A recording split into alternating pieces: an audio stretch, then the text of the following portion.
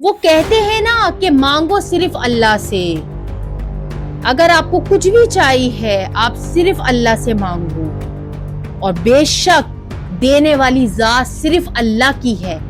یہ بات ثابت تو ہوتی رہتی ہے، لیکن اب یہ ایسی ثابت ہوئی ہے جو کہ پوری دنیا میں اس کی دھوم مچی ہے، اور سب اللہ اکبر کہنے سے نہیں رک رہے۔ چاروں طرف اللہ اکبر کی آوازیں آ رہی ہیں۔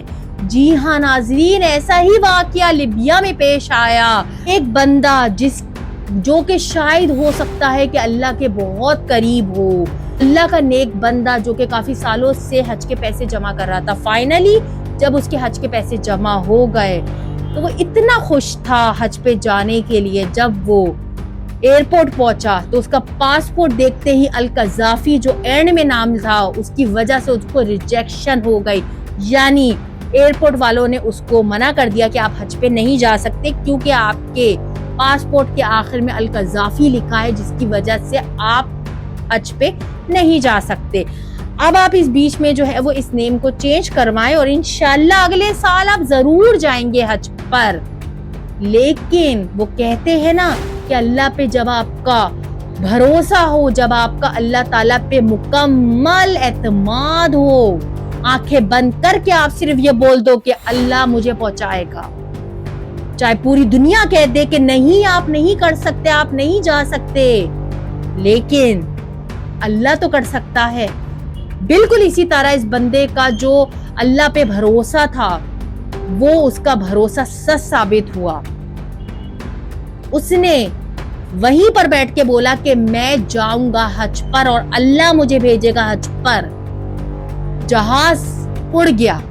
جہاز اڑنے کے بعد اس میں کوئی ٹیکنیکل خرابی کی وجہ سے جہاز کو دوبارہ لیبیا کے ایئرپورٹ پہ اتارنا پڑا۔ ٹیکنیشینز آئے، ٹیکنیشین سے اس جہاز کو ٹھیک کیا، لیکن اس کے بعد اس کو دوبارہ روانہ کر دیا۔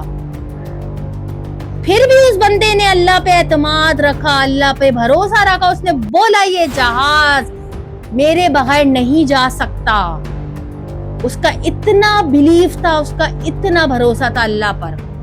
وہ جہاز پہ پھر دوبارہ ٹیکنیکل خرابی، اس جہاز کو دوبارہ آنا پڑا۔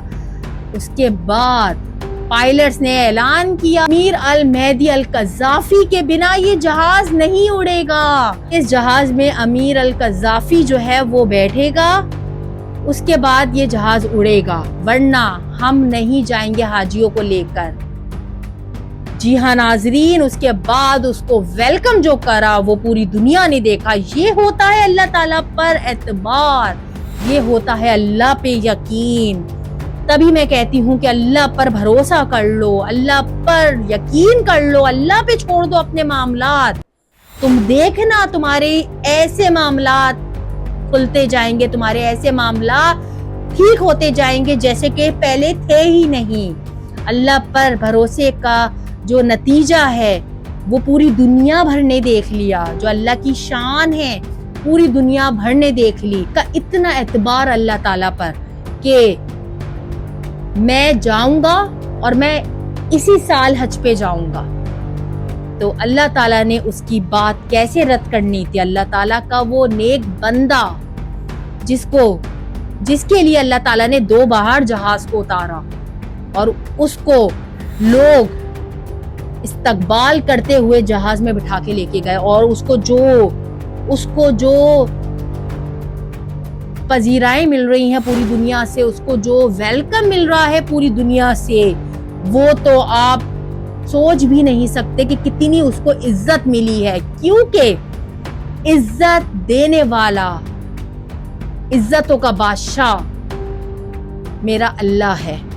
جی ہاں، عزت اور ذلت بے شک اللہ کے ہاتھ میں ہے۔ اللہ تعالیٰ جس کو چاہے عزت دے، جس کو چاہے ذلت دے۔ ہمیں دعا ہے کہ اللہ تعالیٰ ہمیں بھی حج کی سعادت نصیب کرے، ہمیں بھی ان نیک بندوں میں شمار کرے جس کو اللہ پسند کرتا ہے۔